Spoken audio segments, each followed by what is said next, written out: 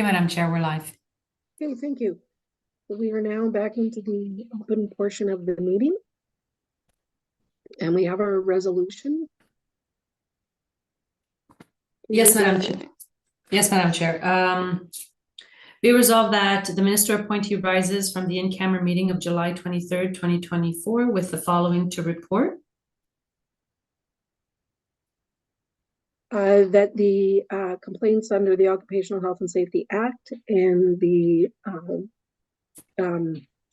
applications filed under Section 50 of the Occupational Health and Safety Act were discussed and direction was provided.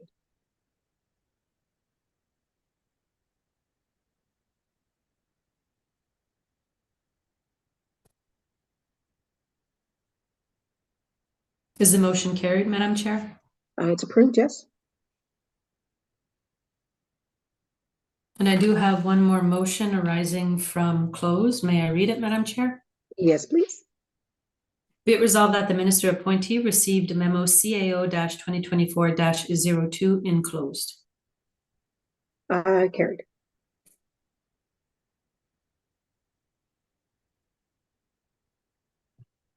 Okay, now we'll move to adoption of the minutes. Can I have a resolution for that, please? Yes, Madam Chair. Be it resolved that the following meeting minutes are hereby adopted. Minutes of the regular council meeting of June 25th, 2024, and minutes of the special council meeting of June 26th, 2024. Okay, I approve. It's carried.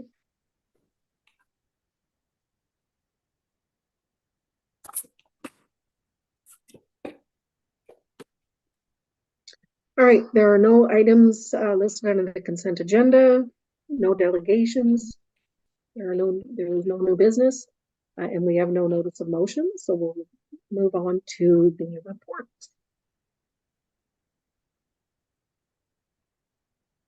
Can I have a resolution for the item 11A, please? Yes, Madam Chair. Be it resolved that the minister appointee authorizes staff to proceed with an expenditure request by Aqua for the purchase, installation, and setup of a purpose-built 20-foot sea-can that will facilitate year-round dechlorination of the plant influent for the price of $41,275.55 plus HST, and that this expenditure was not included in Aqua's major maintenance request for the 2024 capital budget, and that this purchase will adjust the overall budgeted reserve transfer from $82,050 to $40,774. And finally, that this capital expense be funded by the overall user fees. All right, thanks for that. Mr. Legault, did you want to provide just an overall summary of the report? And then I do have some questions. Absolutely. Thank you for allowing me to speak. So right off the bat, I just want to make a point for the motion was that it's not for the influent, it is for the effluent, as well as it's to set up a building for the dechlor only. The chlorine is actually housed inside the sewage facility as it is now, so it's just for the dechlor. As well, we're in discussions and communication with the ministry right now, trying to amend the new ECA that we've got a draft right now. We're in communication. We're trying to have it so that we're canvassing for seasonal disinfection, which it's been in the previous ECAs. So we're hoping that if that comes to fruition, that we may not have to do this project. So we're still in communication with the ministry to try to do that. We're in talks to take it out of draft, the new ECA.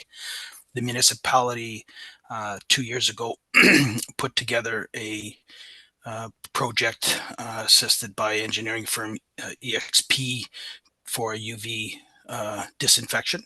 So it would eliminate your chlorination year round. The ECA just came out early June, the draft, and we've been in communication with the ministry to try to change the wording in it so it's more of a seasonal disinfection, so we don't have to dechlor. Right now, we're still dealing with objectives and limits when it comes to E. coli in the effluent. So if we do get that changed, then maybe we don't have to go through with this. But we haven't got approval for that yet, so we still have to move forward with this project in case we don't get that. We'll know in the next little bit whether our trials will come to fruition or not. Okay, I think you lost me there when you mentioned that we may not have to do this project. Well, so what's happening is that right now we have to do the project. We have to be ready for the fall and the winter project to be able to house the dechlor chemical and put it into this heated sea container, which is our only option at the sewage plant. We're in talks with the ministry and hope that we can get the wording amended in the draft ECA. That's the ministry is working on right now. Sorry, what's the ECA again? The ECA is the environmental compliance approval. Okay. So it's like the Bible for the sewage plant, which is an approval from approvals branch of the MECP. So we're working on a 2010 ECA right now for the sewage plant, and with the application to apply the UV back in 2022, it opened up the ECA again, and that's when the ministry proposed changes, giving us 5 years for the UV system to be installed, as well as new limits for E. coli to the receiving stream on the effluent side of the sewage plant. So like I said, we're in talks. We have some communication. We're hoping that through this canvassing that we can maybe still sit with a seasonal disinfection, but I still want to go through with this project and make sure that we're preparing to do this for the fall winter season. But if in the next little bit, we're hoping that if we hear back from them and we don't have to do this, then we could save the municipality some money. But we still need approval, because it's not just a quick setup. We want to make sure that we have our ducks in a row in case it doesn't get approved by the MECP.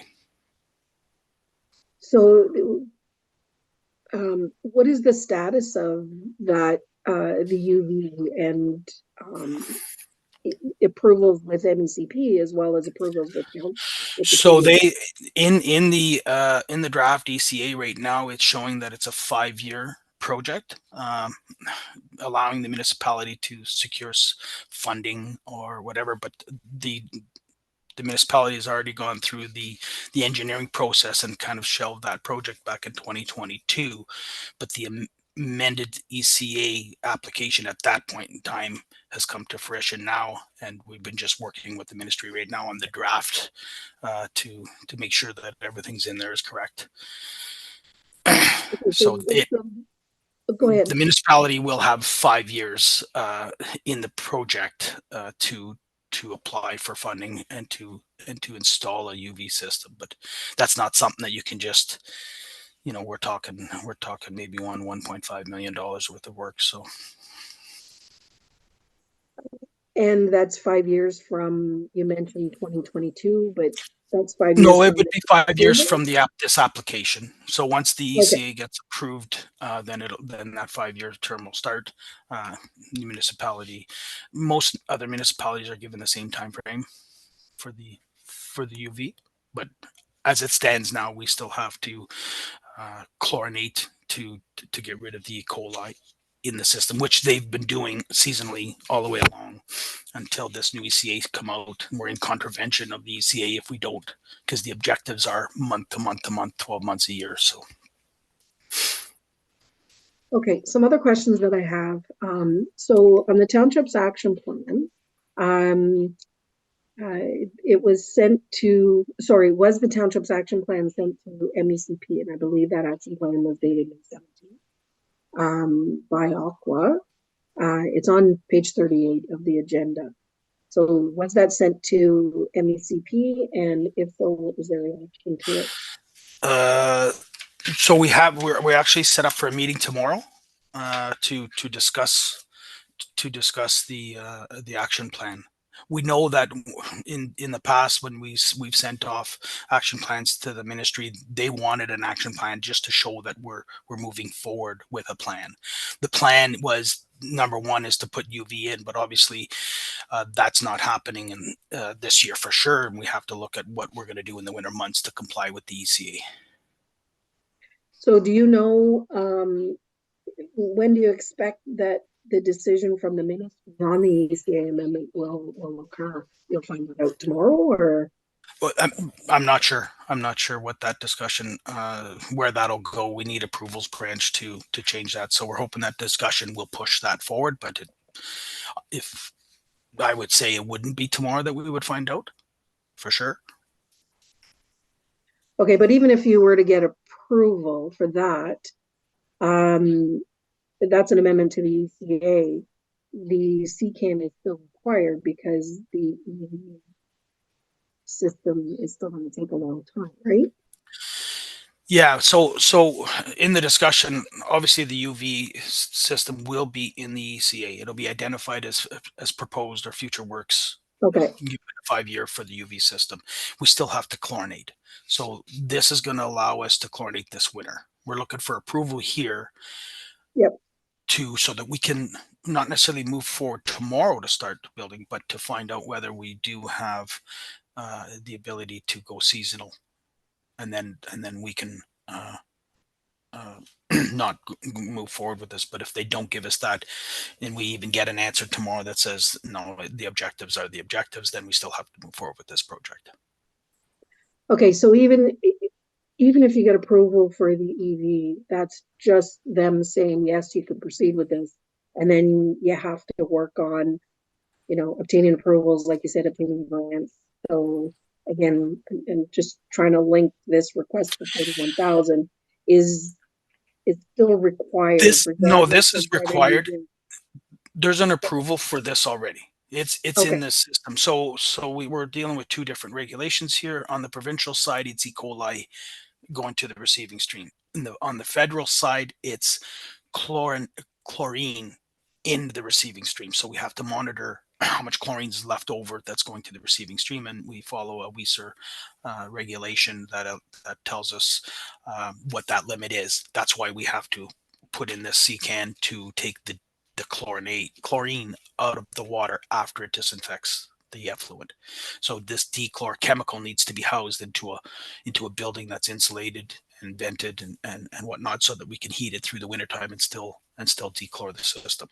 So this here is already in the ECA. We just need to build the building or put the CCAN in place as per the request. So it's already in the ECA. We're just hopeful that maybe in the next couple weeks that we can actually pull out that seasonal, and maybe not necessarily go through with the works. But I don't want to discourage this right now, assuming we may get that, because the draft does not mention that seasonal. It just mentions the month to month objectives of the chlorine or the E. coli in the system. Okay. Does that make sense? Yeah. So some more questions. So in the annual performance report, it's on page 24 of the agenda, but there is mention from the disinfection side, capacity gas chlorinator for disinfection, and raw sewage. It says that currently the facility operates a gas chlorination system, but it has malfunctioned and is in the process of being repaired. And that part is on page 39 of the agenda. So has that been repaired? Absolutely, yes. It's up and working now. It has been repaired. Okay. Communication was sent back to your previous director of infrastructure. That is up and running, and our results from that as well are keeping us within the. We have to. Our objectives on E. coli is 200 organisms per 100 milliliters, and we're sitting well below that right now in our test results. So okay. So also in the report there was There was mention that a temporary dechlorination system has been set up at the plant to ensure that the total chlorine residual of the effluent does not exceed 0.02 mgs per liter. And then it references bisulfate is being added after the chlorine contact. So is that gas system something other than the temporary system described in the No, report? that's what we're talking about here today with the CCAN. Okay. It's to house that. All we have right Okay. now is basically an old pump with a barrel of the dechlor chemical that actually helps to eliminate that chlorine, like I talked about, with just a makeshift sort of plywood roof on it, and it was temporary originally. So this is going to help us. That's what we're concerned about the most right now with this expenditure request, is to house that into a proper bin and put a proper pump on it, and proper feeding system to the contact chamber. So this CCAN, so it's a storage container that's going to feed warm chlorine into the chlorine. Yeah. So it'll have a proper ventilation system, because the chemical, you'll need a mask for this dechlor. It's not for chlorine. It's Okay. just for the dechlor. Okay. So it'll house drums of the dechlor chemical, and it'll house the chemical pump, and it'll be insulated and winterized, like heated for the winter, so that the chemical doesn't freeze. I think it freezes around 6 degrees, so we have to keep it above that. That's why this tank outside shouldn't sit outside for the winter. It would render itself useless when it comes to the dechlor itself, and put us Okay. into a different category of non-compliance. So if you're saying that it's to warm it and keep it warm, I saw in the report that there were high E. coli figures or results in warmer months. So what do you know what was causing the issues with those months? Unfortunately, I don't have those answers for you. I know that they chlorinated at the time and dechlorinated in the summer months. I've been just put on or tasked with Matheson as a client for me, to manage it in the last few months. So I don't know if there was issues with the chlorination system or whatnot. But I know now, moving forward, that we are hitting our targets, and we're well below the targets. So in the previous months, I'm not sure if the system was down or what the issues were at the time, like for the Okay. chlorine. Okay.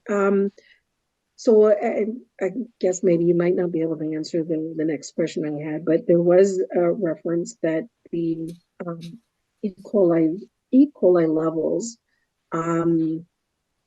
below the maximum that there were, E. coli levels before in 2022. I think MECP notes that. So again, you wouldn't have any details on that. No, and I'm not sure through our PCT at the time. She's not available right now. But that she was definitely in communication with the ministry. Obviously, as we don't hit those objectives, and that's what they were, objectives and not limits at the time. That she was in communication with the ministry. So I'm not sure what that communication was. Obviously, in the annual reports, she's put them in the annual reports to show where we've exceeded some of those objectives within the annual report. So outside of that, she's not available, or she wasn't available for any communication to get any answers on any of those high E. coli limits. Kate, if there were any reports of low E. coli or that met that were below the maximum amounts, and they were acceptable, what was the treatment? Do we know what the municipality was doing to treat that? Well, Chlorine? it's just higher chlorine Higher chlorine. chlorine, okay, Yeah, just the chlorine is what renders the E. coli um, inactive. okay, So whether the system at the time there were some issues with the system, I'm not 100% sure what happened in the last few years, to be honest with you. And I can get those answers for sure and see where we're at with that, um,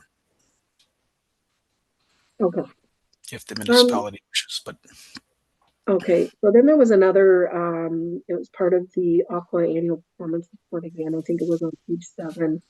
Um, so there was a note that said operators adjust the chlorine dosage as required, but with the current system, it has been difficult to dose enough chlorine to treat the high levels of E. coli and then enough sodium um, to dechlorinate. So why isn't the approach? Is it just the heat and the cold? But then I see that, it was happening outside of the month. So again, maybe you might not be able to answer. the only thing that I could see and maybe communicate to you is I'm not sure, looking back on that, to whether the chlorine system that's in place now, it's 100% chlorine, it's chlorine gas that they use, was operating properly, and they were using what we call hypochlorite, and it's a liquid form, and they pump, and it comes in at 12% when at date of manufacture, and you get it, it's usually a little bit less than that. But as they use the chemical pump that they're using for that, whether it was big enough to be able to pump enough, or I'm not sure what system would have been in place during that time, whether the chlorine system was available or not. I'd have to look into that as to what the reasons behind that are.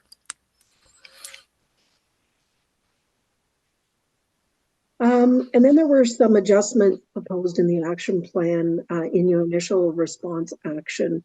Are they being implemented and are they working? Yeah, so one of the major issues that we've had was getting parts for the chlorinator. Obviously, we didn't run the chlorinator all winter long, so when they got it up to the date that we started using it in the spring, they found that there was some issues and had to order parts for it. The wrong parts come in, so we were chlorinating with a hypo. So that's been repaired and back up and running, and we do have some samples come back over the last little bit that show us we're below that 200 organisms per 100 milligrams of sewage of effluent. So we're below that. We're showing good signs of where to move forward, and our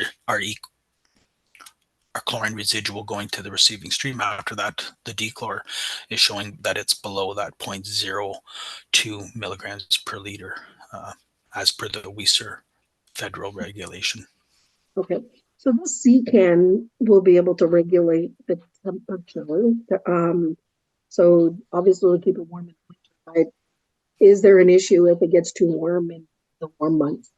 Well, so it'll be, obviously there'll be a heater put in it, and the staff will make sure that we're not overheating it. It'll have to be vented a little bit as the staff go in, but that's all part of the expenditure request. The electrical to be done by the local electrical company, run the cables, run the paneling for the lighting and the heater, the insulation, the system, the unit is coming fully insulated, and that's the cost of the container, with ventilation and, like I said, the panic bar for the door, and like following all the regulations. So we'll be able to regulate the heat in there as per the chemical manufacturer. Uh, Okay, so you'll be able to maintain it at the temperature that it should be maintained at. Absolutely. Okay, regardless of what month it is. Hopefully. I live further south, but I mean, obviously we get cold here too. But as you move north, the colder weather. But I'm pretty confident that that the storage container will do what we're hoping it'll do for the winter months, and keep compliant the effluent for sure.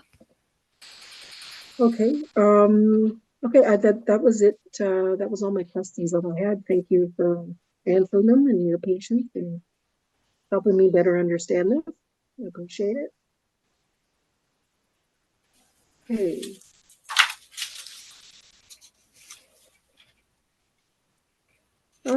So the resolution again, oh, sorry, let me get back to the agenda cover page.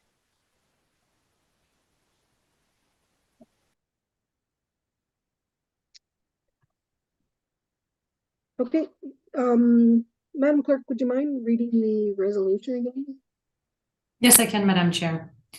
Be it resolved that the minister appointee authorizes staff to proceed with an expenditure request by Aqua for the purchase, installation, and setup of a purpose-built 20-foot sea can that will facilitate year-round chlorination/dechlorination of the plant effluent for the price of $41,275.55 plus HST, and that this expenditure was not included in Aqua's major maintenance request for the 2024 capital budget, and that this purchase will adjust the overall budgeted reserve transfer from $82,050 to $40,774. And finally, that this capital expense be funded by the overall user fees. Okay, I approve the resolution and you can.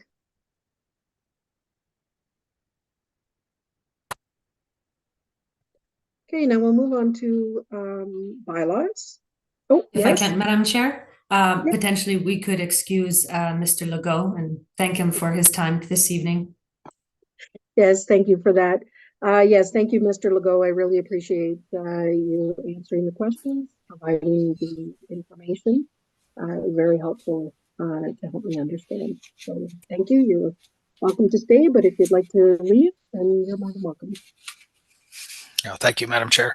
I appreciate the time to discuss for sure. Anytime. Thank you. Thank you.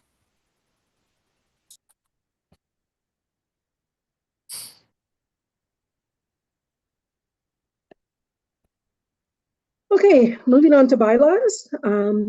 First bylaw is being a bylaw to authorize the levying of water fees. Can I read the motion, Madam Chair? Yes, please. That bylaw number 2024-23, being a bylaw to authorize the levying of water fees and charges, be read a first, second, and third time and finally passed this 23rd day of July, 2024. Okay, thank you. So just again for clarity, the user fees were and the budget was adopted at the special council meeting on June 26th. Just for clarity for the public. So these bylaws are just confirming what was approved previously, correct? Yes, Madam Chair. Okay.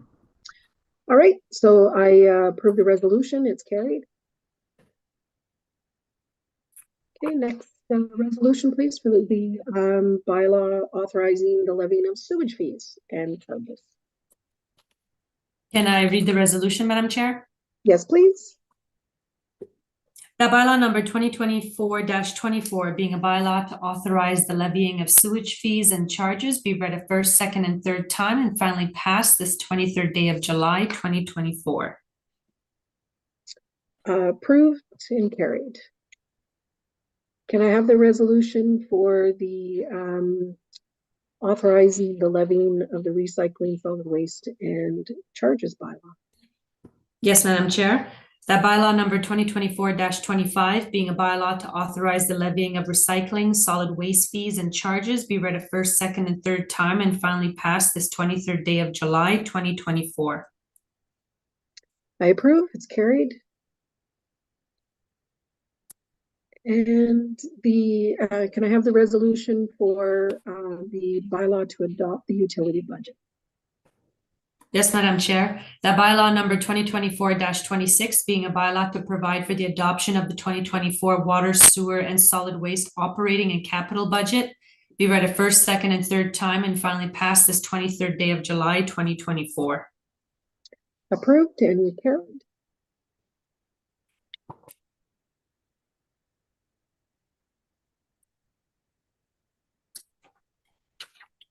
And can I have the resolution, or yeah, the resolution for bylaw 2427, which is an agreement, which is a bylaw to enter into the agreement with AMO.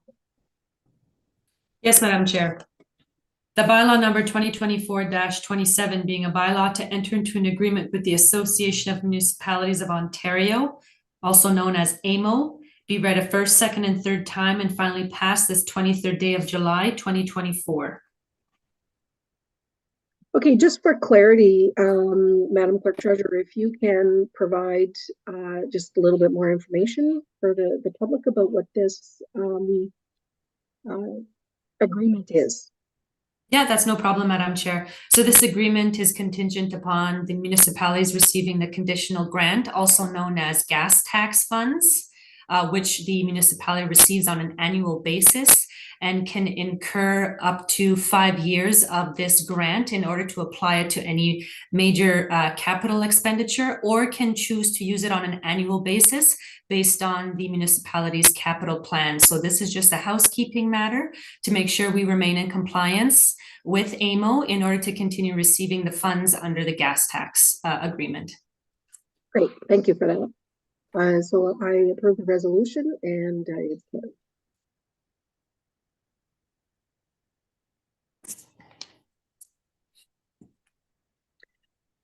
Okay, the next item on the agenda is bylaw in relation to establishing an administrative monetary penalty system.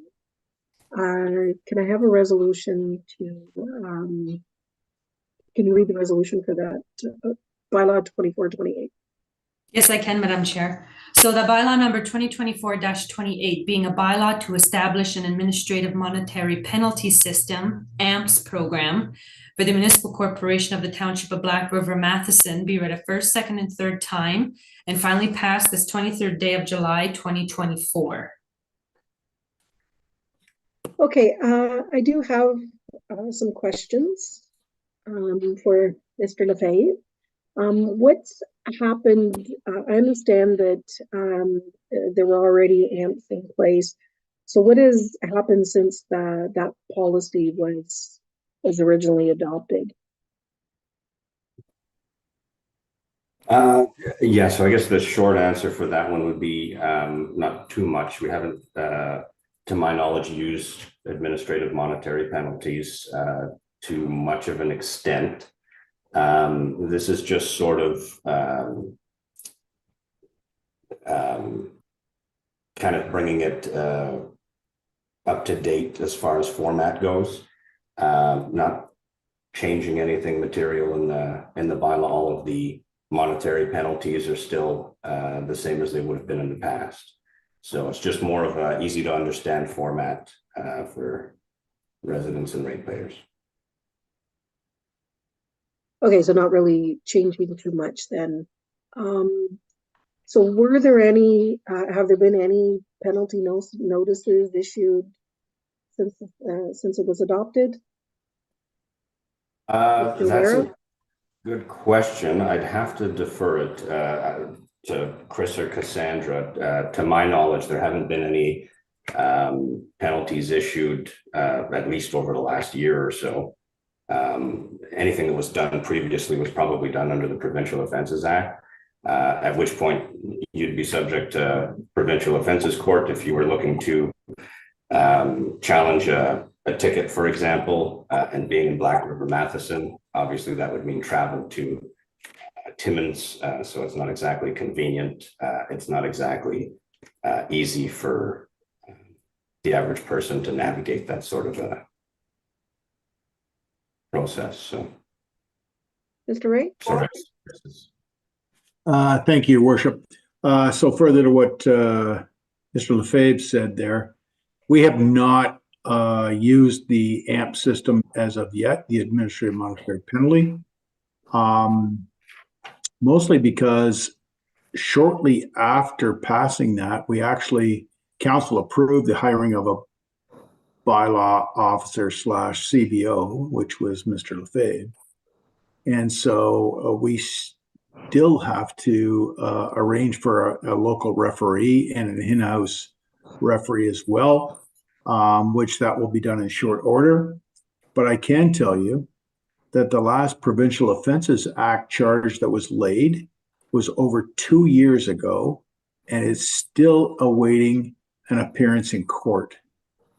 So I'm sure you can appreciate that moving to an AMP system or administrative monetary penalty will make things much easier for us.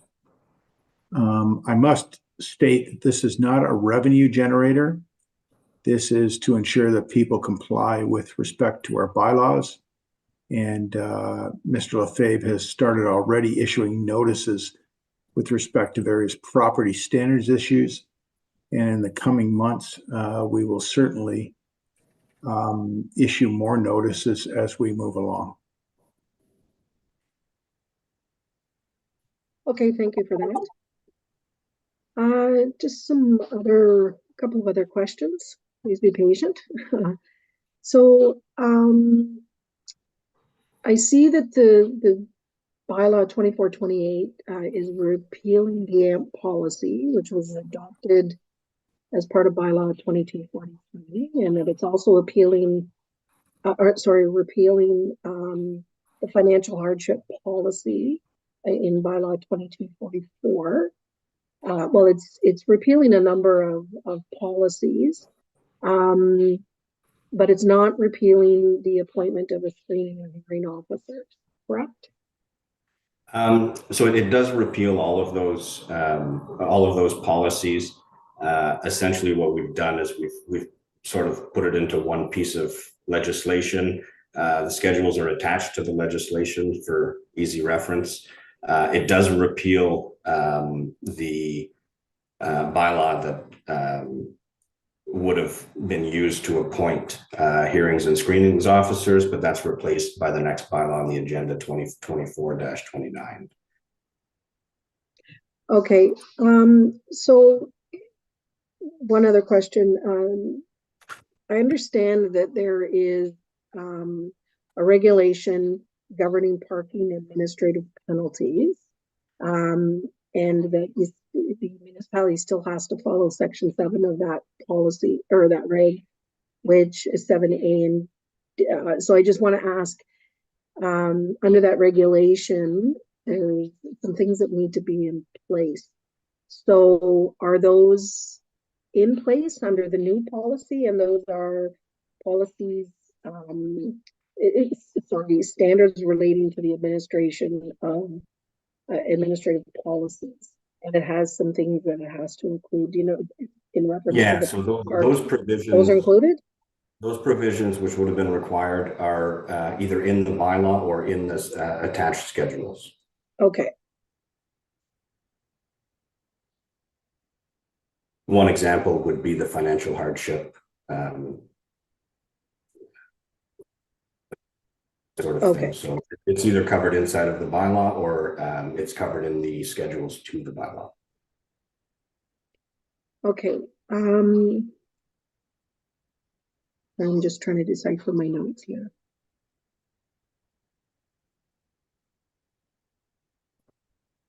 So the officers that you identify, so there's a hearing officer and what's the other officer? I mentioned it before. Screening officer.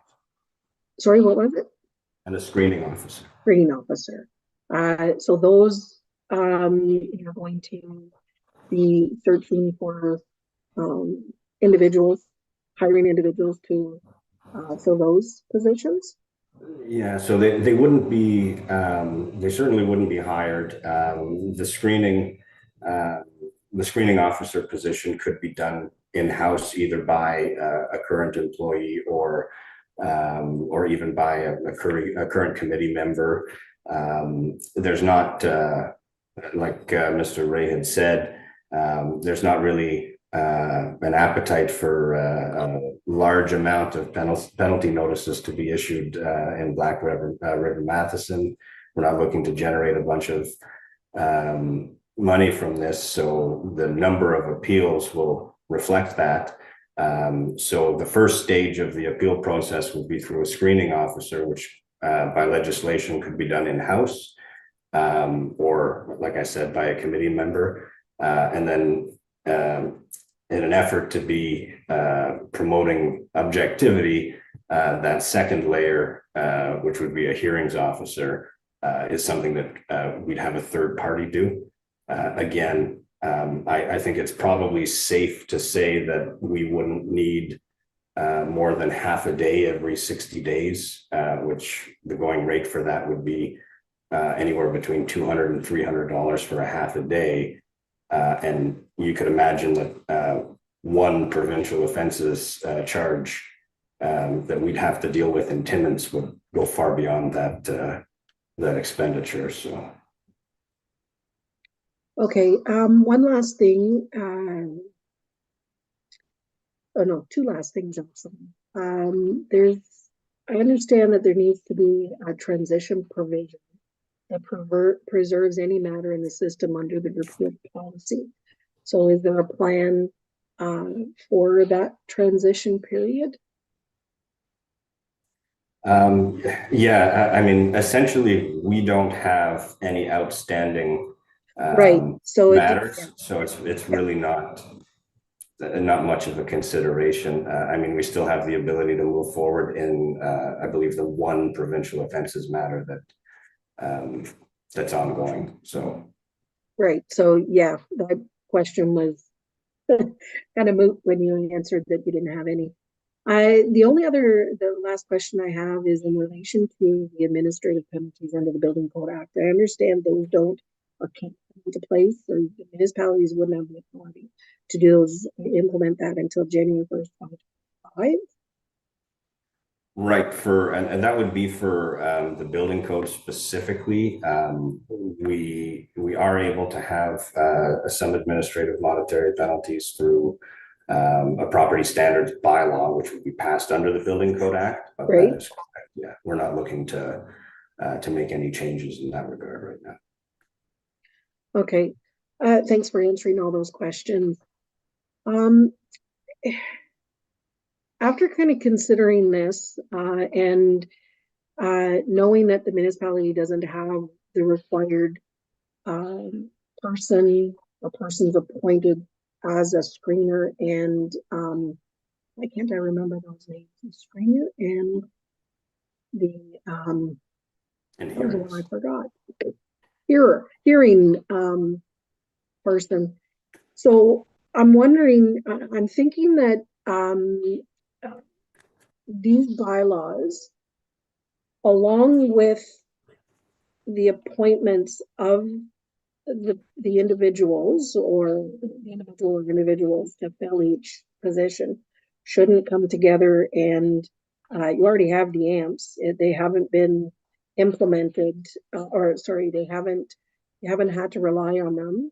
I think probably, and maybe Mr. Ray can answer this, but primarily because you didn't have these individuals in place. I think it was primarily because there wasn't anyone to do the enforcement. Not so much that there wasn't hearings or screenings officers, but there was no enforcement taking place, which obviously is something that we'd like to change. Mr. Ray? Your worship. The two screening officers required, the thinking was that we weren't going to put the cart before the horse. So in the initial instance, once we had the bylaws approved, which we already had by the previous council, the next step was to hire a bylaw enforcement officer, which we did do, and then move through with the appointment of the screening officers as required and under the bylaw. So to do it the other way around wouldn't make much sense. So without moving ahead on an AMP system, we're going to fall back to the POA system, which is the court system, which is not going to work for us. Never has, never will. It would then require Mr. LaFave to go and lay POA charges under the old system. The AMP system is a much cleaner way for us to do it. And I continue to support this system as a local solution.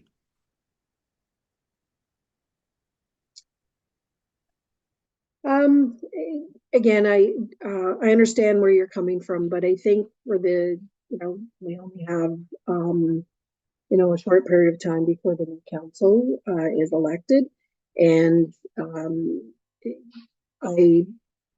my preference would be to defer this, to the new council. I know you're just cleaning it up, but I think they need time to review it and then ensure and then that will give you time to ensure that you have the other individuals ready and willing, and then everything can kind of go together. Mr. Ray? Yep. So if you defer it, we still have the same system in place. Yep. So we will go ahead with, what we have in place already. As Mr. LaFive has indicated, the changes are really only format related. So if council in this case decides to defer this issue, we will still move ahead with the AMP system based on what has already been approved. Yeah, you would still have the ability to hire and appoint the screening officer and the other officer that I fail to remember what that person does. But so you'd still have the ability, hearing officer. So you'd still have the ability to appoint those. Yes. Still move forward. This was a cleanup, but from I think my preference would still be for council to approve that. The new incoming council to approve that and make any other necessary changes if need be. So my preference would be to defer. So it would be this bylaw and the other bylaw to repeal the process. Sorry, establish the process of appeal. Or did you still need that under the new system? Sorry, yes. You had a question, Jeff? It was just, Madam Chair, for the second bylaw, we'll wait till we table that one in order for you to give us direction in relation to it. We'll deal with the current motion on the table, which is 2024-28. Yes, thanks for keeping me in check. Okay, so yeah, we'll, do I need to amend that to defer? How does that So work? in order to, how it works, Madam Chair, is in order to defer this motion, you just need to tell me the reason for the deferral and the date you'd like it to that it be deferred to. Okay, so that it be deferred for consideration by the new council at I guess we'd want I would say the second regular meeting in September.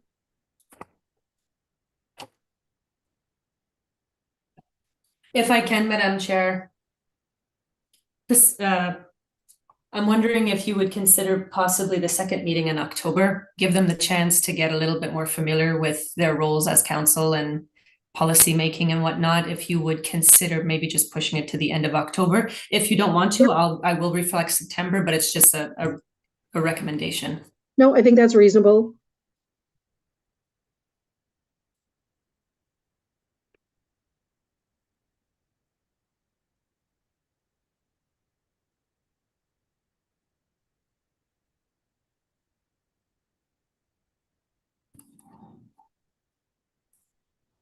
So, Madam Chair, can I read the deferred motion? Yes, please. That the minister appointee defer to the new council bylaw number 2024-28 to the second meeting in October of 2024. I approve. Carried. So can I have the resolution for bylaw 24-29? That's an appeal process for the Yes, Madam. Yes, Madam Chair.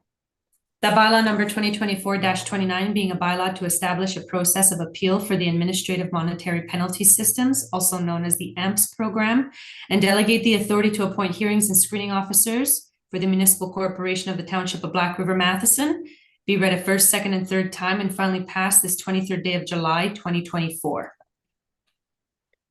Okay, so question. So I've gone through the appeal process. I have no issues with the process, but seeing as there's already a system in place, I guess my question is, did you have an appeal process already in place? So this isn't repealing anything else. This is actually creating your appeal system under your appeal process under the act. Sorry, Madam Chair. No, this would actually repeal. Okay. So if the first bylaw was going to be deferred, I would certainly suggest that the second one should follow suit. Yeah. Okay. Thank you. Okay. I'm just writing the deferred motion for you, Madam Chair. Okay. Thank you.